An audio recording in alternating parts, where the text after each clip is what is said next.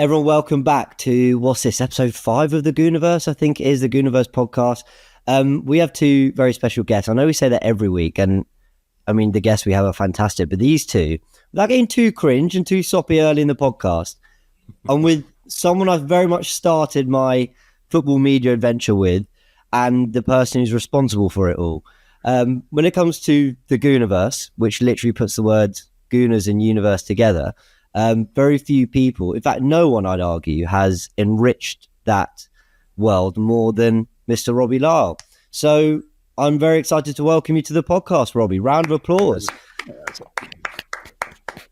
very kind of you, man. I never heard you say so many kind words. When was it? What are you after? At the time of release, we're on tour together, so I realised I had to say something nice. But no, I mean it. Look, here we are sort of doing this piece of content, and yeah, I mean, like I said, this wouldn't be happening without you taking Cecil on, and I, and of course Cecil's here as well. Big round of applause. Bring up. What was it, 4 years ago? Yeah, it's flown in. It's flown by. Cecil, you'd agree, it's been quite a ride. I mean, yeah, it's been life changing, really, but it's also been a lot of learning, a lot of growing, and it's been an experience and something. We're still on the journey, but yeah, big up Robbie. Don't want to gas him up too much because we're both special guests. I'm here as well today, but yeah, no, it was it's been amazing, James, especially starting with you, and doing the journey together has been amazing, and I think people can tell that from our friendship, whether it's on screen or away from the cameras, which people probably don't see as much, but yeah, man, it's good. And look, on you, Cess, of course, our second guest. We've done the round of applause. But let me say, no one enjoys their day-to-day more than Cecil. Genuinely, always a smile on this guy's face, unless he's getting cooked for a Declan Rice dance. But that's for another time. And my brilliant, amazing, I don't like calling you co-host. I don't feel, you're just my friend, Troy. Welcome, Troy. How are you? What's going on? I'm good. I mean, I have to echo what you were saying, man. It's amazing the way this online football fan community works, right? I mean, it was an AFTV Twitter space when I first spoke to you, James, and that wouldn't have been facilitated without you calling me in to do the supporters club with Turkish initially, and that wouldn't have been facilitated if it hadn't been for Robbie starting this channel. And now we're here with our own show, two amazing guests. It's incredible how it comes full circle, man. But that notion of the football fan community is exactly what we're here to talk about today. It really is, because at the time of, look, I shouldn't really say this, but we'll let viewers in on this. Like, this is being recorded well in advance of it coming out, because what we want to talk about is the tour. It's the trip, but it's not just all that. It's Arsenal fans around the world. I think it's something that everyone knows that Arsenal is a massive club worldwide, but I don't think it quite gets actually the respect for like how big that fan base is across the globe. And I'll be really honest, I didn't know it till we got to Orlando and I saw the passion, the love, the reach of football media as well out there.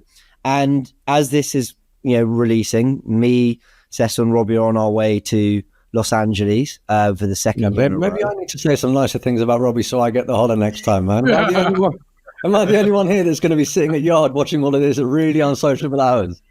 Yeah. By the way, we need you for a watch along if you're all right. 2 a.m. when all of you lot are away, I get a lot of calls for these watch alongs. I get a lot of 3 in the morning, 3 a.m. I was told today. But if you're available, seriously. I'm charging triple time if it's a 3 a.m. job and a taxi home. Oh man. Oh bless. These tours, look, they're special. Not only the travel, not only the places Arsenal go, they're special because that reach that we talk about, Arsenal fans around the world, it is incredible. Robbie, you've been doing this for a while though. While I feel privileged enough to have even been on 2 and about to be 3 on them, you've done a lot of these. You've been around the world following Arsenal, not just around the country, around the world. Let's talk about the tours in particular, and then we'll go into the away days and the Champions League trips and all that. But when it comes to these tours, like, what is it you look forward to the most? What is it that hits you the most? What is it that, every time you go, it's like, yeah, man, this club. It's like you said, Sharoy said, the community, the Arsenal community is unbelievable. And if you know what, right? Just as you sort of started the show, I started to think about why I started going on these tours. Like I started a channel and we were doing every single game. And I remember we got to the end of sort of the first season and I turned around to Tao as our cameraman at the time. And I said, Tao, man, they're going on a pre-season tour to America. They were going to be playing in that was the first one I ever did. Like they're playing in New York against the New York Red Bulls. And I'm like, we got to get out there. We got to get out there. And at that time, I didn't know what to expect. And didn't really have the money to do it because the thing is about these tours is they always sort of happen this time in July, which is the same time as all the schools break up. So all the airfares go up and all that. So I went on that tour and I was only able to go on my own. I had to do a quick lot of sort of crash course on editing. I managed to hook up with who you guys know now as Steve. That's how long I've known him. And Steve said, oh, you know what? I'll do the camera. I'll hold the camera for you guys out. I'll hold a camera for you out there. And I literally did the editing and that myself. And I honestly did not know what to expect when I got out there. And then when I got there, I was completely blown away. I was just like, this is amazing. Like the fans, the amount of fans, the knowledge that they had, everything like that just blew me away. I was just like, I wasn't expecting this. I didn't know what to expect, but I wasn't expecting this. And it was absolutely incredible. It was absolutely incredible. And that experience, I just said, right, from now on, every time there's a summer pre-season, we're going to do them. And what I really loved about it is that I was able to show people through our videos, the fans in America at that time, because it was America that we went to. And so, you know, because there was this perception, and I must admit, even I had a little bit of that back in the day where I was sort of like, well, what are those fans abroad? No, we go week in, week out. And that. When I went, the first time I went to America, that completely changed. The knowledge of these fans, the fact that those fans actually watch more games live than us. So they watch the team there's fans around the world that watch every single Arsenal game live in the Premier League. Whereas in this country, you know that unless you've got a season ticket and you've got a away scheme where you can go to every single game, you don't. You watch, for a vast majority of those games, you're just watching highlights on Match of the Day and things like that. You're not watching the games live. So they knew the team inside out. They knew tactics. They knew everything. And I was like, you know what? I was almost like, I felt a bit of ashamed that I had that view. And it was amazing. And the way that the friendliness of the fans, the way that they just wanted to soak in everything Arsenal was just incredible and blew me away. And as I said, from then on, I just started going on all of them. And I've been fortunate to go, like you said, around the world. I've been Australia, China, Singapore, multiple times America. Like, it's just been incredible, absolutely incredible. And I'm looking forward to this one again, because it's just an amazing experience. And I'd urge everyone, I know it's a difficult thing to do, but if you ever get a chance to go and do one of these tours, particularly America, because that's a really good one to do it. You'll have the time of your life. It is really good. Yeah. Cecil, you know, we did our first one as Orlando. And I it's a slightly overused term, but like, it was unbelievable. Like, I was blown away. And I'm not trying to be all like, of course Arsenal tours are amazing, but it's just like the way the club, the events they put on, like the looking after the fans out there. I remember the fan park outside beating Chelsea 4-0. And then even though it was a friendly, right, whether we won 4-0 or lost 4-0, you would think, well, you know, how you feel about it isn't going to swing too much. But we smashed Chelsea 4-0. The team looked on fire. We saw new signings. And I just think it set the tone for what game that season. The vibes were incredible. And everyone was tuning in from around the world for that game. And even though it was just, like I said, it was just a friendly, it set the tone. It sent a bit of a message. And, you know, seeing it live in the flesh, you got an idea for like, these tours are no joke for the players. I know we have a lot of fun. They're pretty incredible, but they're no joke at the same time. Yeah, they Chelsea signed some big players that window as well. So everyone had a lot of expectation on Chelsea. Sterling was there. They made some big signs that summer. So I was a bit worried before that game, but like you said, we battered them, and it kind of just opened my eyes to, how good this Arsenal team were going to be that season. But even before then, I think because the topic is obviously the international tours or in away days, like I did my first ever, it was my first ever tour with Arsenal through AFTV, but before that, my first proper pre-season event with Arsenal, which was going to Nuremberg with Lee Judges, and that was through AFTV. And before that, like it was a lot. I'm not going to say pressure. Obviously, Rob's here in the four squares, so I'm not going to say too much. But he kind of had a conversation with me before we went and said, like, I'm letting you go. I'm not going. It's going to be you and Lee, and obviously one of the cameramen. And it is pressure without Robbie being there. And it's kind of the first one he didn't really do. And he just said, like, I'm going to let you do it, and you kind of going to have to lead on it. There was a lot to kind of, have a lot of responsibility there. And if I'm honest, for me, that changed my whole AFTV experience. That was probably my most rewarding experience through work of AFTV, and also potentially even being a fan, because that's the same time that Edu actually greeted me and Lee for the first time. And I was going to ask you about Edu. I was going to ask about how that all happened. A lot of people have seen the meet. A lot of people have seen some of the conversation, the footage. How did that all come about, though? So initially, to be honest, it initially started with the Gabriel Jesus welcome video. Obviously, Robbie had his traditional way of doing welcome videos outside the stadium. We've just announced the signing, give you all the information. And obviously, James, you know this, we've been since being at AFTV, we always look to try and improve where we can. And that was something I thought, okay, it's right, we're introducing a new signing, but how can we improve on that? And me, I'm a bit of a creative, I'm a bit of a wild guy, and just I like to make some fun and make things interesting and different. So it wasn't just me. Jason had a wacky idea. Everyone will know Jason. Jason's one of our production team, and he liked that I danced. Said, let's just try this. It was one day, I remember the day actually, you're just like, just dance. So we did some, I don't even know what to call it, because I don't want to disrespect the dancing gods when it comes to salsa samba, but I said, we'll do it. We had a bit of a laugh with some takes, which I actually did think was going to be in the welcome video, but knowing Jason, he puts it all in, and just, that's how he is.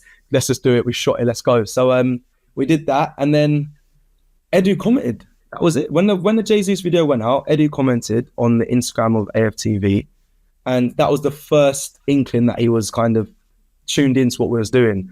And then I think further down the line, I think we did another video in Nuremberg, or we did another video, and then he said, "Get me in the studio." I think I've got a comment somewhere saved on my phone. Like, you got to get me in. And that obviously sent waves across our social groups in the business, and was like, oh my God, this is crazy. And then we went to Nuremberg, and as we met a guy, Patrick, absolute legend. I'm going to tell this story. I'm going to tell the story. Robbie, I'm sorry.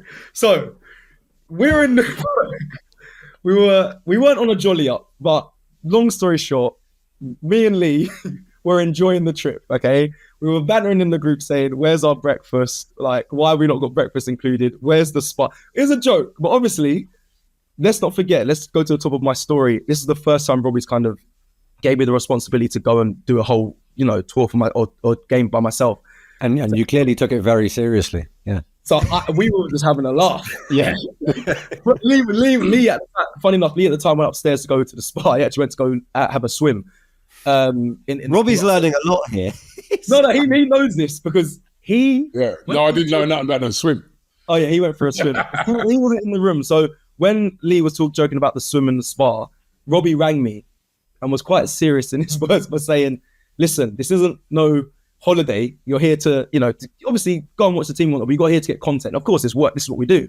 And it was quite stern words, and I panicked.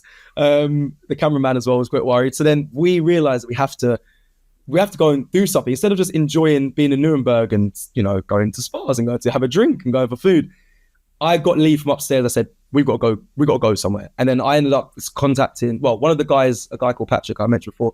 He messaged me on Instagram saying, I'd love to show you around. I got back to him and he took us on a journey, quite risky, but I trusted him, took us on a journey around Germany, and he ended up taking us to the Adidas campus where the Arsenal players were training. And from there, things just massively changed, people. That was the moment where things kicked into gear. We went looking for Ian Wright, because we heard Ian Wright was in this certain hotel in the Adidas campus. So he was waiting outside for a bit. And then we saw Edu. I didn't see this, but Lee swears by it, and he will tell you how he gets so giddy talking about this story. Me and the cameraman and Patrick are talking, and Lee sees Edu through the glass window, and Edu apparently goes, "Wait there, I'm coming." So Lee's like, I've never seen a grown man like. Don't listen. If you saw me when I met Thierry, I was like this, but that's the only person. I've never seen Lee. His whole aura was like, Cecil, wait, he's coming. Edu's coming. I was like, calm down, calm down. He was like, he told us to stay here, stay here. So he got really excited. So we just waited. And then he was right. Edu walked out, and the video's on AFTV. It's literally as natural as it can be. Like Brennan big him up when he was with us. He captured it so perfectly well. Edu came out and just congratulated the channel, said how much of a fan he was. He loved the Gabriel Jesus video. And then Lee obviously questioned him about we need signings and how good of a player he was when he was playing for us as part of the Invincibles. But that was the moment where I think Edu as well realised that, we are just fans. We all love the club. And yeah, we want the best for them. And we had a really nice conversation. Ever since then, we've been in communication, whether that's through social media. And we've met him multiple times. Some things that have been on camera, but we haven't put out. But we've met Edu and spoke so many times. And I'm so glad he's our sporting director. And it's amazing for personally me working for AFTV and having that connection, but also for the channel as well. But that's kind of how it came about. It was at Nuremberg, my first ever away trip, and that's why it's probably one of my favorites. I mean, just listening to that, because I mean, everyone here knows, but some of the people watching might not. I was quite literally just a fan of the channel before Complete Fortune sort of brought me on as an occasional contributor, right? So I've seen the way in which the channel has grown from what it was to now, listening to you talking about meeting Edu, and Edu, in fact, instigating it by saying, "Hold tight, I'm coming." Yeah. And I'm listening to what Robbie was talking about before we jumped on air, being able to go on tour, being able to go out and people coming up to you and they know you and they recognize you. That the notion that you have such a huge global fan base in terms of the club must also be sort of just as astounding as the AFTV fan base is just as global, and the level of unity that comes from AFTV, because you're talking people from different ethnicities, different genders, different economic backgrounds, different nationalities all over the world. It's incredible to listen to. But I think is certainly on my mind, and it's probably on a lot of the listeners' minds. The Edu thing kind of seemed relatively circumstantial. But on these pre-season tours, when you go out there, we have seen access to press conferences and so forth, right? And we talk about these players all the time. You guys talk about them daily. How is that access facilitated? And what does it feel like suddenly going from, did I cuss this guy out in a fan cam, to being able to speak to them directly and ask them the questions that you really want to ask them? Yeah. You know the crazy thing, Troy, right, is that you, on these pre-season tours, you get way more access to the players than you would in the Premier League. The players are completely relaxed.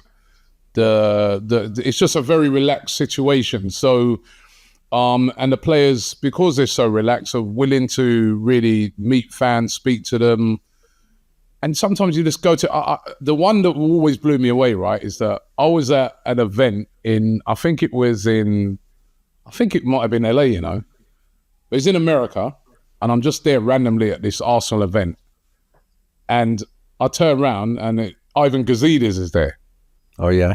And I'm like, shit, that's Ivan Gazidis, you know what I mean, right? And then I sort of look at him, he looks at me, right? He obviously recognizes who I am, and he actually came over and started talking to me.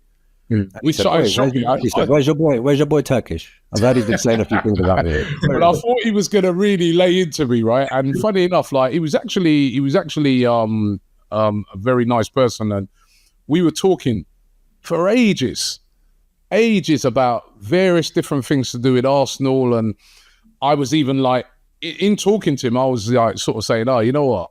The fans are not happy about this, and the fans have not been happy about that. And then he was sort of saying, well, Robbie, this is the reason why we've done this. And it was unbelievable. And you do get more access on these trips abroad because the atmosphere is more relaxed.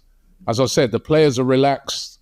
The atmosphere is relaxed. Obviously, they got the security around them. They got the security. It's not free for all, but the atmosphere is just so more relaxed that you do get a bit more access than you would do, say, in the Premier League. So honestly, they're really nice things to go to. A lot of times they'll have kit launches or various different things, Q&As, where fans can ask them questions. And I always look on it and think, I wish we had more of that here back in the Premier League. But I guess in the Premier League, it gets all intense again, and they're not able to do a lot of these things. But during pre-seasons, because of the relaxed atmosphere, because they are actually trying to engage with the community of fans that they've gone to the country with, you find there's a lot of these events. You know what I mean? When we was in Orlando, or was it LA last year? You know what I mean? We were just sort of stood in this event, and Edu walked out and he's chatting to us, and you know, so they are really nice, these tours. They are really nice, and I think I've seen them over the years evolve into what they are now. You know, the players you can see really enjoy these tours. Mikel Arteta takes these tours serious as well. You know what I mean? So you get good performances. When it used to be Arsene Wenger, I don't think he really took these tours that serious. It was just, you know, whatever the result is, he don't care, whatever. Mikel Arteta, you can see he wants to win these games. And then we're playing some serious teams in some of these games now. You know what I mean? Like we played Chelsea recently, last year, Barcelona, we played Real Madrid and teams like this upcoming tour, Manchester United, Liverpool, you know what I mean? So they're great games as well. So, Great games. but no, really are. These tours are really good.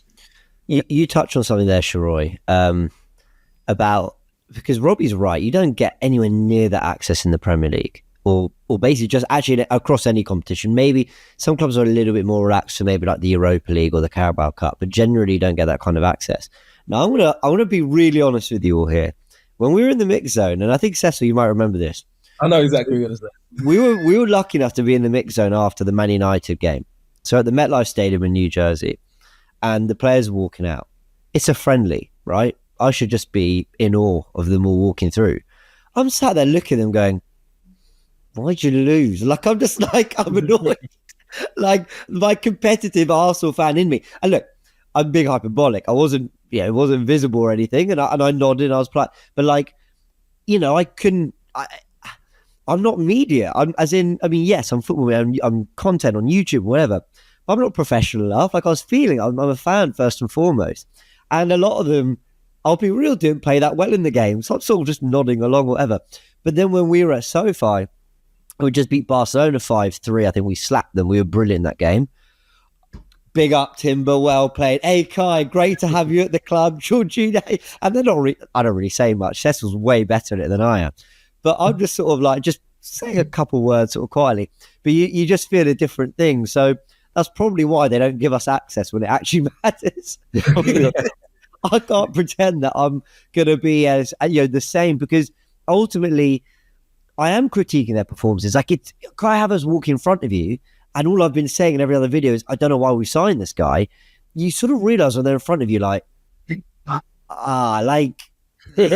sounds silly, but like, they're real, they're human. Like, it's, and that is one thing that, even though we all know it, it's just a little bit of a lesson that, like, yeah. And I know some people who are listening to this podcast, like, I know it sounds a little bit like we've just sort of hopped on and we're just telling you stories of the great things we do on this tour. But I think we're just trying to give you an insight into, like, when you do get closer to the players, like, actually how your position can change a little bit. And for me, I certainly felt that. I started to realize, like, maybe if someone's playing badly, like, just remember that. Just remember what it was like when they were in front of me a little bit. I don't know how you feel about it, Cecil, because man, you are great. From interviewing Zinchenko to Wenger, Arsene Wenger you've spoken to. That was at the game for Ukraine, right? Mm-hmm. And of course, I've seen, the incredible interviews and footage you've got when you've been around these players. I mean, you were in a restaurant with the Kroenkes, Arteta and Edu. You've actually that photo blew up the internet. That photo literally blew up the internet. And only Cecil could be in the place at the same time and we actually dare to ask the question. I woke up that morning, I was like I just couldn't believe it. Now, how do you feel when you are, like, you're a lot closer in that sense? How do you feel? Because they really embrace you, man. Yeah, they do. It's funny, we've got Robbie and me, Gazeta's story that Robbie has. Obviously, I've got a Kroenke story of me walking into a bar. It's good because some good stories, but I'll take it all the way back from like when we first joined AFTV. I think my main thing was to try and bring the club and fans or hierarchy closer to the fans. That was also what I wanted to do, whether that's players, whether that's managers, or again, like the Edu. So that was always something I wanted to do. And I'll be honest, I think I really came in as wanting to be a presenter and really work on being a presenter more than being a personality. Say, obviously I support the club, but it's having strong opinions. I've always wanted to kind of be a presenter in a sense of being, doing the fan cams and getting other people's perspectives. So for that reason, when I went into that bar, which by the way was completely spontaneous, and seeing the Cronkies, people think I was there undercover, or I've been stalking them, or they arranged a meet with me, or it was photoshopped. None of that was true. It was genuinely, I walked into a bar and they were all there, no security, nothing. So but the reason why I'm bringing it up is because when I met them and I saw them, there's no anxiety in my heart to say, oh, I've said something so bad about them that as much as at the Conky protest, I think we moved on from that time, and I was comfortable enough to go up to speak to them. And if I'm being really honest, Edu did a lot of the legwork for me. When I went over there, I did ask for the photo. I didn't know Edu was there at the time. I asked for the photo, which I think was quite brazy of me. Just feel like I need to get the photo because this will never happen again in my life. And they seemed up for it. But then Edu looked to me and said, "Oh, Cecil." And then we spoke. We spoke for a bit in the bar before they went off and sat down at their table. So that was nice to have that relationship with Edu. But I think you're right though, James. When you're, like I said, I position myself as a presenter. So when we go and get access, and like I said, granted, what I came to AFTV, I want to bring the fans and the players closer. I put a lot of emphasis and pride on getting us, accreditation for these games when we can. Obviously in the Premier League it's different. You have to have like a data code pass, and there's a lot of licensing issues, so it's really difficult to do in the Premier League. But I always know when we go on tour, due to how we are, I think, with the club, and also how professional we've been since we've joined, and on top of that, I work with CONCACAF, who do a lot of the licensing as well for accreditations. I make it important to get it, and when I'm there, I never really feel compromised. I'll be honest. You've seen it. When Havertz was the last year, I greeted everyone, and I'll be real, I don't want to be fake. I never want to be so fake. So when every player walked past, and Jason had to go at me for this, our cameraman, I greeted them. We spoke. We had a conversation. A lot of it was on camera. Havertz walked past. James was there. You saw it as well. I didn't say a word because, and it's probably bad. That is maybe bad broadcaster of me, but I don't want to ever be fake to a player. When I had the same concerns as you did, I didn't understand the signing. So, and I've been on videos where I've questioned it. I never go over the mark because I've been a player. I understand you should never really cross the line when it comes to being too personal, but I didn't understand the signing. So I don't want to be fake. Like, hi Havertz, can you have a quick word? A big fan, never will do that. So, but I did that with the players that, of the rest of the players. But I've learned to, just hone in whether going over the top. I never really go over the top anyway, but this pre-season tour, most of the players, it's just gonna be simple. It's very good to be friendly and open. That's kind of one of my strengths when it comes to presenting and being around people, is I'm quite open and friendly, and I never really feel bad about the content I do.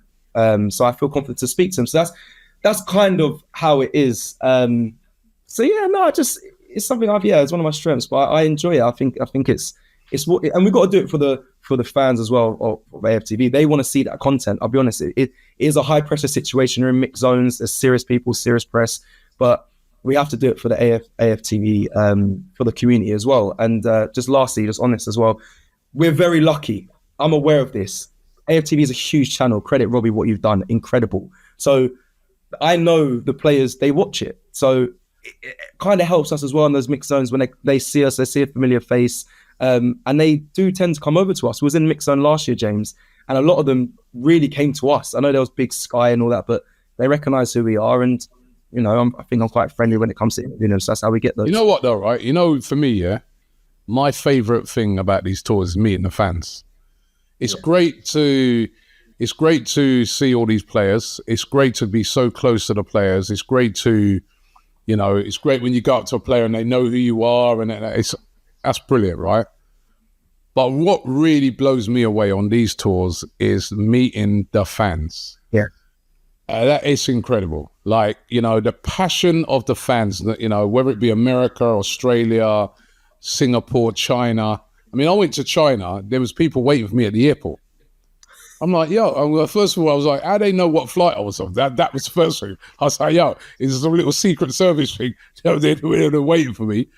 But, and then just like meeting the fans, talking to fans, the passion that they have for Arsenal is just, honestly, it's my favourite thing about these tours. Yeah. You know, seeing players and that, brilliant. Love it. It's nice to meet some of these players sometimes, be able to maybe talk to them. But meeting the fans, for me, speaking to those fans, seeing the passion, the love that they have for this football club is second to none. It's always my favourite part about going to all these different countries. I'm learning about where they are watching Arsenal, like what they're... I remember our first night in Washington, we got to this bar. We'd had a long flight. It was, to be fair, it wasn't the longest. What was it, 8 hours? Anyway, long flight into Washington. We got there quite late in the day. We rocked up to this bar maybe around 11. They were still going, bless them, the Arsenal fans. And they were... Do you remember the one I'm talking about, where they had all the different... I came late because I flew over from... I remember that moment. Yeah. And they're telling us, man, sometimes we're queuing here at like 6, 7 a.m. and then they open the doors, we get in, and there's a screen on every game, and you see like this is an Arsenal pub. Like, it's not just a sports pub. I mean, it is, but there are things for the Arsenal fan base. They're like, yeah, this is the big one we go to. Otherwise, there's another one down there. And you're learning all about how they consume Arsenal, how they consume the club. And the crazy times they wake up to watch games, things like that. Robbie, you made a great point, which was like, we don't get access to the 3 o'clock games. They do. They're watching all of it all the time. Looks like my internet's gone. My internet went for a sec, but carry on. Sharoy, take over. Yeah, just lagging a tiny bit. I think I know what James was saying though. He was sort of saying the point about where they watch every game. Yeah. If you're around the world, you're around the world, you watch every single game, and you watch every single game live, and we don't in this country, unless you're privileged enough to have a ticket to go to the game, or I guess you can watch it on a dodgy stream, but we don't get every game live. And these guys watch every single game live, and the times they wake up to watch games, is honestly there used to be this thing like, oh yeah, we're the real fans, we're the true fans because we go to games, we got a ticket. That is not true, right? It's simply not true, right? Because all it is with us in the UK is that we're lucky because we can get tickets to go to games and, it's easier for us to go. But these guys, they're waking up at some crazy times to watch games. There was a guy in Australia who told me that sometimes when the Champions League game's on, he's like, Robbie, I'll watch like the first half, then I've got to go to work. And then I'm thinking, work? And then I'm forgetting the time zone. Like, it's like, when the Champions League game's on, it's like 8 a.m. in the morning in Australia. So he's watching the game before then going out to work. I mean, it's the fans. It's the biggest part. It's amazing. It was the most eye-opening experience. I think James, when we first went to Orlando, like I've never like Nuremberg wasn't like that. Orlando, that pre-season tour, I've never experienced nothing like it. I've been cornered in a pub and being just them, like you said, the information they know about the club from top to bottom. It's like wow. Like I remember sitting down in the pub, like knowing everything. Do you guys remember? There's a guy who drove. I forgot where from. The one was in Orlando, so far to come and just have a conversation about Arsenal. Guys there drove from Canada.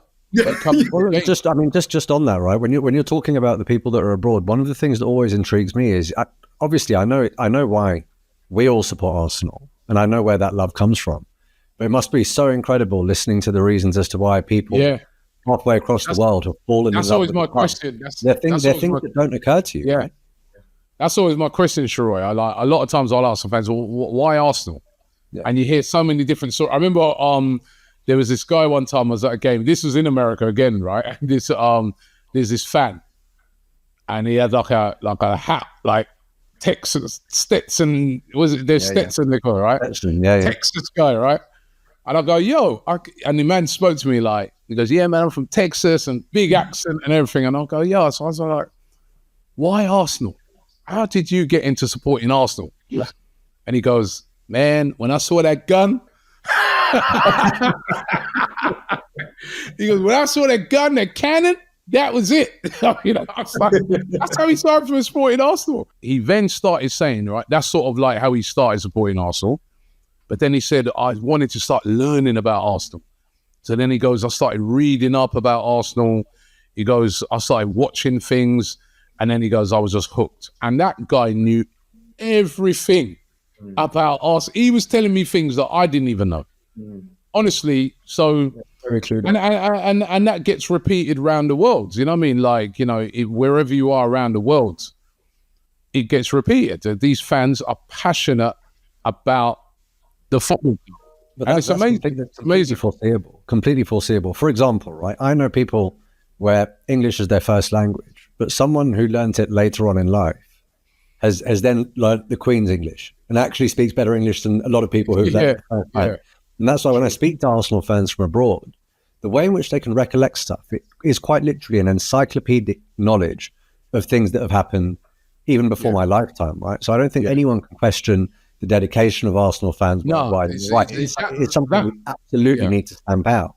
That thing's dead and buried as far as I'm concerned. Like anybody who now comes out and says, oh, them fans from abroad and trust that, you're making yourself look stupid. 100%. That is dead and buried. Those fans, wherever they are around the world, they love this football club. They're passionate about this football club. And I've seen it a million times. Their passion cannot be questioned. It's incredible. It cannot be questioned. Cannot. Right? So as I said, our only advantage, we're nearer. Yeah. We're nearer. We can get to a game, we're nearer. That's it. It is lovely. It is lovely meeting the fans. James, remember Red saying like, I'm a newbie, and there's a whole term of newbies of like a new breed of Arsenal fans, and like she knew so much about the current team and who was her favourite player and what it is. Robbie's right. Like, cool, you can meet players when they're going to be there, but it's the connection. Go on.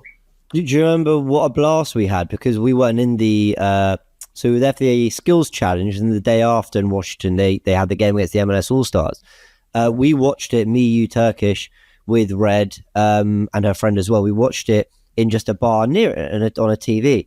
What a blast we had. Like, it was, you know, and there were other Arsenal fans doing the same. So we almost caught a sense for what it's like. It's not the same because they watch it at silly hours and all that. But yeah, I'm really glad you guys have spoken on just the fans. You know, sorry, James, just one last thing I just got to say, right? It's not just when Arsenal come on tour. These guys will be doing events. Yeah. So like I've been to a few times to an event called Goonerverse, which is like a Mardi Gras thing they do in New Orleans with the Arsenal slug, where Arsenal fans come from all over the country to celebrate Arsenal. There's no game on. They just come to celebrate Arsenal. And you know, they do an event, I think in Tennessee, they do an event in New York. There's other events in other countries around the world. You know what I mean? So these guys, honestly, like, and when you go to these games and they got the tailgate parties going on and stuff like that, it's brilliant. It's absolutely brilliant, man. So, I mean, look, I'm moving this on because it's upsetting me that I'm not going on I'm tired of listening to all these wonderful stories. Look, you are going on tour. You are going on tour very soon. There is a pre-season coming up, and I'm going to be honest, man. I do follow Arsenal pre-season, even though I can't go on tour. I can't remember a pre-season where we've had a fixture list like this. There aren't any gimme games. There aren't any gimme games in this one. What are you guys expecting from this pre-season? Because I can see every single game being a really tough challenge. I can see us being met with heavily rotated 11s, not just with us, but also United, Liverpool, Leverkusen, all of them, because they all ultimately are in the same sort of problem that we're in, right? And that players are going to be returning late. There's so much to consider. How much importance are you going to put on this pre-season in terms of the way in which you perceive the season and the trajectory of it? Yeah, you know what? It's hard. Sure, you make a great point. It's hard to judge this one. The last two pre-seasons I've been on with Arsenal, I've come away from them excited for the new season because I've seen how the team's played. I've seen how fit they look, how ready they look. And I've just been like, you know, and that's why I think Mikel Arteta really does use these to really hone the team. But this one, because the Euros and the Copa America have just finished, I don't think we're going to see Saka, Rice, maybe not even Raya and Ramsdale. We're going to see players coming onto that tour late. I don't know what to expect. I really don't. I mean, this is not like any preseason tour I've ever known. And they're tough games, like you said, but, United will probably have players missing, Mainu and guys that I really do not know what to expect from this tour, because I think, UEFA and FIFA and all, they're flogging these players now. There's not even a real gap between, the final of the Euros. When I was at it last week, and I was lucky enough to be there, and I was thinking, hold on a minute, pre-season is in a week's time. None of these guys are going to be able to be there. Even if you're buying a player, I mean, we've seen it in the transfer window. Like normally, like last year, we had Declan Rice in already, we had Havertz in already, Timber was there. They were all able to do the full pre-season. We haven't bought a player at the time of this video going out. There's no player been bought yet. And even if we're buying a player, say we were lucky enough to get a Nico Williams, he ain't going to be able to come on that tour because the guy's just won the Euros. He needs a holiday. So this pre-season tour is going to be a weird one for me. I don't know how much. I mean, I guess it's about really getting the players that are left up to speed, and really, because I feel they're going to have to start the season. I mean, just on that very quickly, very often I look at the teams that we put out when we go abroad, for example, when we're in America, and I'm looking at that saying, I want to see how the new signings are bedding in. I want to see what kind of formation we're going to play this season or whatever. I actually think for a lot of the games in America, I'm not going to be able to learn that much. I'm now placing heightened importance on the Emirates Cup, because that's probably the one that's closest to the season. I think that's the one where we might be in a position where we could learn a bit more about the team. I mean, Cecil, where do you stand on this? Is it giving you any sort of anxiety? Because we know what a good preseason can do. We know what a good early transfer window can do. Some might say that we've relied upon it to have good starts and go toe to toe with City in the latter stages of the season. What's your definitely. In the past pre-seasons, we had business done and we could get an identity of the team. I actually remember breaking the news with the 11 of the last pre-season tour game, and it was 11 we expected to see. I think it did actually start the season last season when it's a Community Shield game. We saw the same kind of 11, but for me, I'm probably an anomaly here. I take pre-season quite seriously because I go back to my football roots. When I was playing, I take pre-season serious when I was a player. I think players take it serious as well. So my mindset doesn't really change. I know that's not me saying I'm going to absolutely go mad and do elite judges and teeth getting all angry and all that if we lose. But I do take I take a lot from pre-season. I always consider if it's really bad, and maybe it's naive at times. People will say if you have a bad pre-season, it means you're having a bad season. But I've seen in the past Arsenal seem to hit a trend of what they do, whether it's going to Germany before and then going to America. And since they've been doing that, we've been hitting, I know it's not first place, but we've been hitting seconds, and it seems like it's a good rhythm. So I want to have that same sort of mindset going into this one. Granted, it's different because of the Euros as we return in later, but I still have players. Yeah, and that's the case. That's a fact as well. Season, as I said, last season, Havertz, Rice, Timber. Season before, Jesus, Zinchenko, like all in early. We're looking at them, we're thinking, wow, look at Jesus, man. Zinchenko, they're impressive. This is going to be good. Nothing. But just on that, that reminds me of January just gone. Remember, we'd lost to I think Fulham and West Ham, and the entire January window was about, we've got to bring people in, we've got to bring in a gunman. But in actual fact, what happened is they didn't bring in the gunman, but they went away, and in Dubai, a tour, they raised the level of what they had. And I think doing that in pre-season when you don't have the new signings may prove to be the difference between us and our competitors. I mean, James, look, true. I'm coming to you on. Sorry, go on, Robbie. Go on. No, that's true. But then a lot of those players that even on that pre-season, will they be there at the end of it? Will Reece Nelson be there? Will Nketiah be there? Will Emil Smith-Rowe be there? Will Thomas Partey be there? This is what. So I'm a bit worried at the moment because but if they're not, I want a bit of this. If they're not, you know what I mean. So that might benefit. Yeah, it's not Arsenal's fault because it's the same for every club. But I just feel that these tournaments, two big tournaments, Copa America, they finished too late or the season started too early because we're not even giving these players a chance to, it's weird at the moment. Yeah. I mean, the Arteta interview that came out, when this goes out, it will have been last week that the interview came out. One thing he was saying is, he was talking about this through the lens of the new Champions League.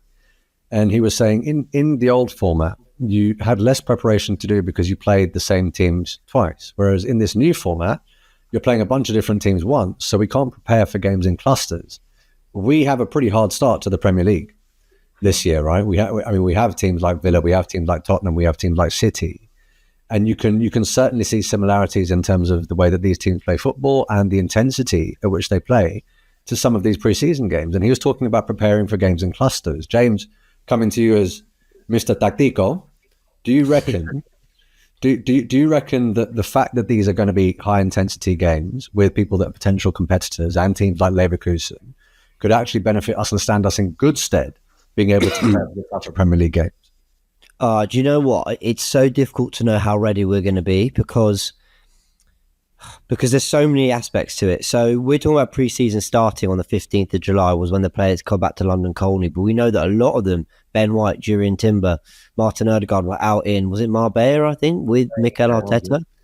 So they were getting up to speed quickly. We had Elliot on the podcast last week from Arsenal Vision. He was saying, like, these players don't almost take as much time off now because they don't want their bodies to fall too out of the rhythm. Like, they do obviously take a break, but they're keeping in good shape and they're probably getting back to things a little bit quicker. So does that give the likes of Saka, Rice an advantage? Maybe they come back actually with competitive, like real competitive football, more in their muscles. That could be a part of it too. You speak to Turkish and Turkish is doing what Turkish does and going, I don't give a fuck. He's like, I want them on that opening day ready to go. And Forever Arsenal. I heard him on Forever Arsenal go, 3 weeks, take a week and a half. if you're not, I wish he'd do that. You know what I mean? I was about to say. I wish he'd do that. Hey, listen, right? The mental pressure, the physical and mental strain that Saka and Rice must be under right now after losing the final. Those guys need a rest. Forget about even physical right now. Mentally, England were getting slaughtered old tour. The whole of that tournament. They got to the final, then on the verge, you see yourself on the verge of greatness and winning that, then you lose it. Those guys need a complete away from football for a couple of weeks. But some rest. Some might not. You're right, Robbie. But what James said. Some players are addicted to wanting to be the best and doing the extra yard, doing a little bit more. Listen, I know those players that do pre-season. I know quite a few. Obviously, Marcus Rashford, I know, goes away to America, does his own training. Like you said, some of the boys are in Spain. Yeah, that worked well last year, didn't it? Chuba Akpom as well. Big up Chuba Akpom was on his YouTube channel. He was away with his family, but also doing. Yeah, he flew his personal trainer out there and was training whilst being on holiday with his family. Cecil, that's different to playing games, right? Jogging, thing like keeping yourself fit, that's fair enough. I'm sure these guys are not going to go and overindulge, drink 100 pints or whatever, right? But the thing is, match fitness, match sharpness, being ready for the competitive start of the season, I personally don't think that Rice and Saka are going to be completely ready for that first game of the season. They need a rest.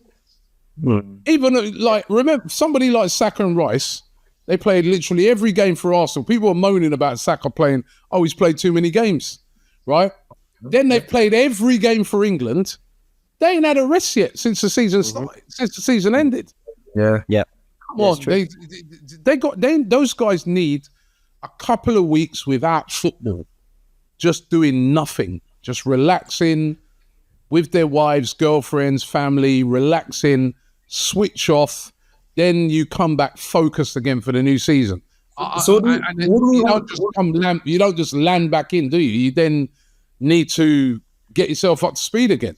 Yeah, so what do we all assume then? Because my thing is, do you miss the tour and then do the Emirates Cup games, or do you miss the Emirates Cup games and do the tour? Can I be honest? I'm actually not worrying about that too much. I think they might make the bench for the Emirates Cup, but unlikely. I think it's more likely they're on the bench for the opening game. What I need to see from pre-season, this tour in particular, is what Arteta sees as his almost available 11 come that opening day, because they have to. Okay, it's Wolves on the. Is it Wolves on the opening day? Wolves, At home. So they'll have, yeah, of course they'll be challenging in its own way, but we're also looking at Villa away and then that City and Tottenham game that come all in the first 5. With those trips in the first 5 is incredible.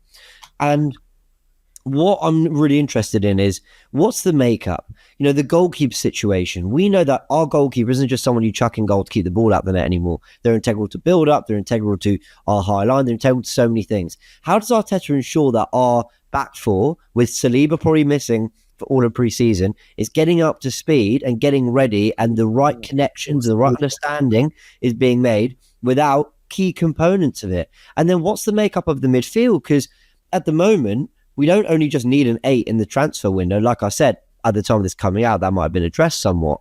But Declan Rice won't be there too. Partey and Jorginho, 2 6s. So are we going to see Jorginho playing the 8 a little bit more in pre-season, just so we can see if that's going to be up to scratch and ready for the start of the campaign? I'm really interested to see Nwaneri. How ready is he? If he goes on this tour again at the time of it coming out, you'll all know whether he's on that tour. But how ready is he to play a part? Because if Nelson, if Nketiah are there for a bit or go, or maybe haven't come, or whatever it is, the options start to feel quite depleted. So at the time of recording, a lot can change in 3, 4, 5 days. I mean, Mr. Transfer Daily will know that better than anyone, right? Things can change quickly. But it does feel like even if a few go out and a few go in, it's pretty thin for Arteta. So I think he's got to use these 3 games to actually get what looks like an 11 out there as much as possible. So I'm talking Timber at right back with White, Gabriel or Kivior, someone with a Calafiori if he's there, Zinchenko, I don't know. It's got to look like something of a back 4. Erdegaard, Partey, Jorginho, Trossard or Martinelli, Havertz if he's there, Nwaneri, Jesus, of course, we know will be there. Those are the players. Fabio Vieira. These are the players on all the names that you've mentioned. There are a few that we think are certainly going to be there. There are a few that we think are certainly going to go. That guy is someone that amongst the fan base, sadly, I think a lot of people have written him off and given up on him. I don't think Arteta. I think this preseason is so important for him in particular. I think when you're talking about who's the left 8 going to be, don't be surprised if you see Fabio Vieira in there. Not necessarily because he thinks that's going to be the answer throughout the course of the season, but because this guy has to prove to the manager and I think the fan base that he's got what it takes to keep his head above water in this squad. I think more so than anyone, other than maybe perhaps Jesus. I have PTSD. Very important for Vieira. I have PTSD. I mean, I shouldn't think like this, but like Cozy Dubry last tour was involved, and then he didn't ever feature at all in the season. This season's just passed. He's now gone. I remember Balogun. He came on tour and then he ended up playing that first game against Brentford and had a stinker and everyone kind of writ him off there. So I worry about things like that. And even like we're playing Man United. Last tour we played Man United. That's when we first saw Kobe Mainu. They've just signed Xerxes as well.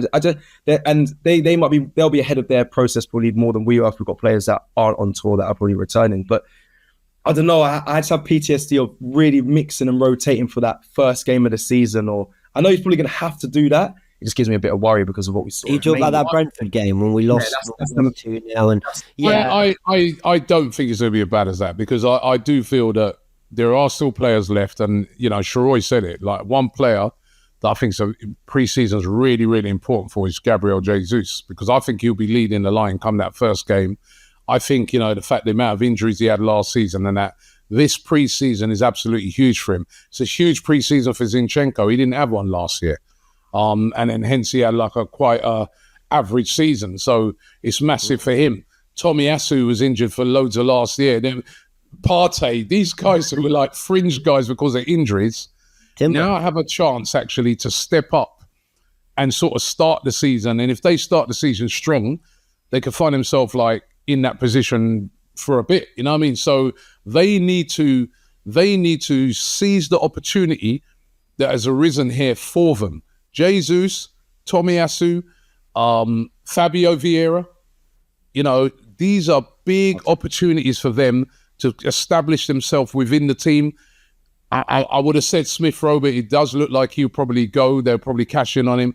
But these guys that had lots of injuries last season, they must seize this opportunity to have a good pre-season because they could start the season. I couldn't agree with you more. I hope they look at it.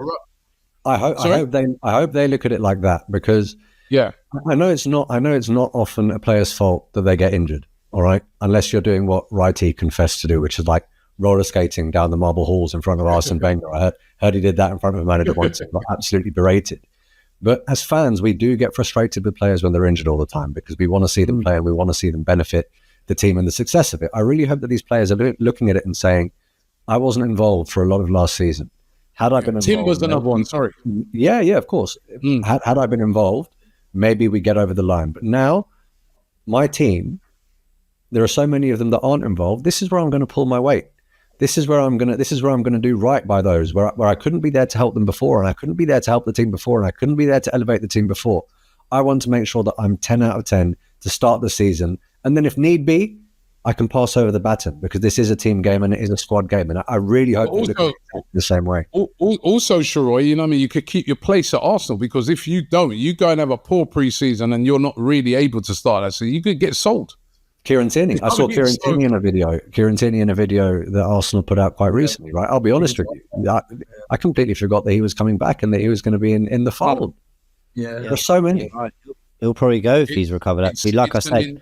It's important. The transfer window shuts at the end of August, and we've got a couple of games before the end of August, right? So some of those guys may figure in those games. Sometimes they leave out a player because they really want to sell him.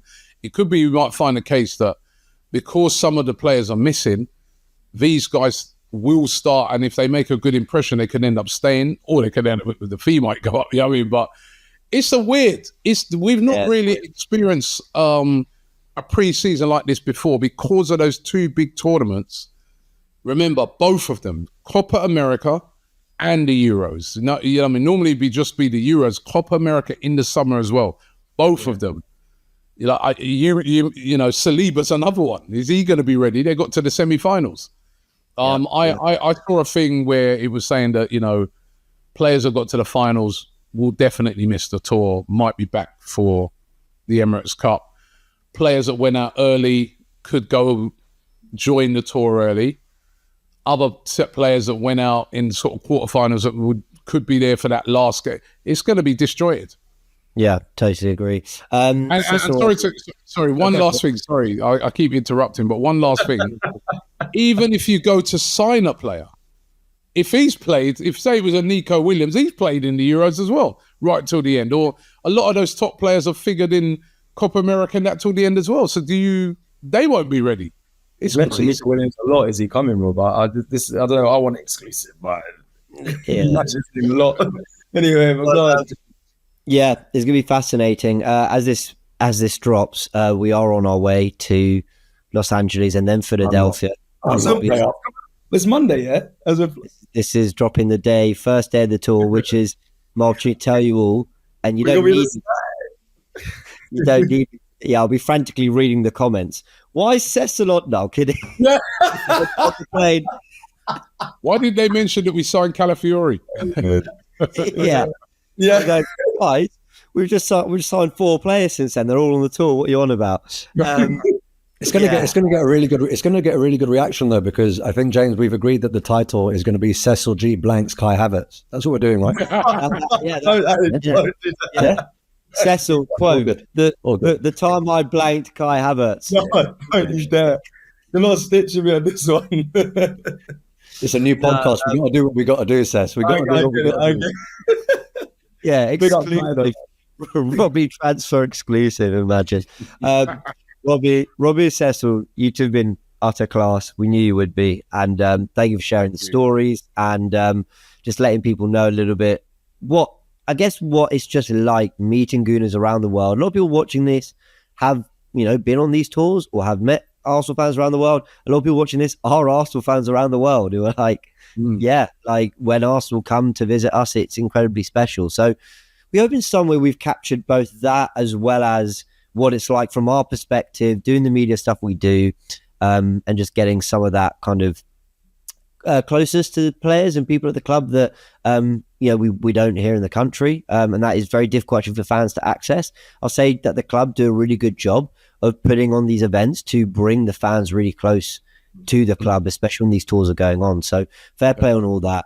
You don't need me all to let you know, but I'll mention it anyway. Of course, there is so much coming out on AFTV covering everything. The vlogs, I don't think it's confirmed yet, so I might even be dropping a little bit of an exclusive here, but the podcast coming and sort of shows to let you know what's going to be happening, and just how we're experiencing it all. The usual, the Invincibles, Forever Arsenal, all of that will be out there. Of course, I'll be there with my tactical pad talking XG merchant about some sort of stuff that's going on. Any breaking news, any transfer news, we'll be covering it. And of course, I'll be back with this podcast next week. Don't forget Sharoy on the watch along 3 a.m. Every single watch along. Every single watch along by myself. We need that. Guys, thank you. You've been amazing. Go subscribe to AFTV. You all are anyway. Otherwise, you wouldn't be here. And Cecil as well, mate. You like to vlog some of your adventures. The World Cup and everything. Tell them where they can find you as well. Yeah, I mean, if you want to, don't have to. It's all good. But Cecil_G on YouTube. But there's not much there right now. But there's things in the works. But listen, it is what it is. Just come and find me on AFTV because, like James said, there's some good things in the pipelines ready for when we're on tour.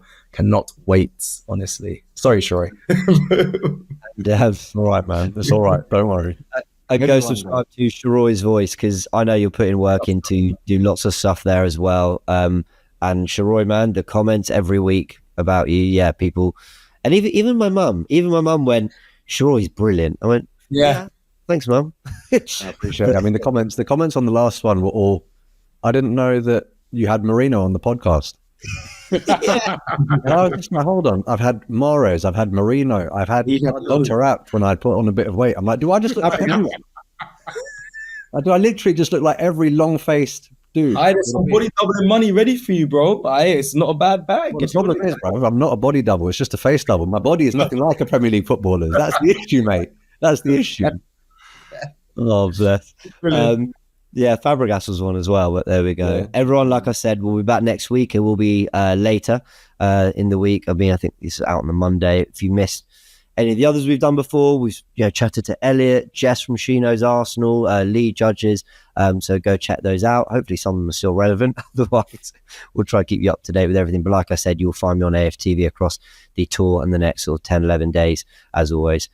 Big thank you, everyone. Podcast is out on podcast platforms as well, and I'll see you very soon in a bit. Really hope you've enjoyed another episode of the Goonerverse podcast with Arsenal fans from around the Arsenal world giving their amazing thoughts. A big thanks to our guest today. If you do want to follow this podcast on the go, you can. It's available on podcast platforms as well. Join us next week where we'll get more Arsenal fans to talk all things Arsenal. A big thank you again.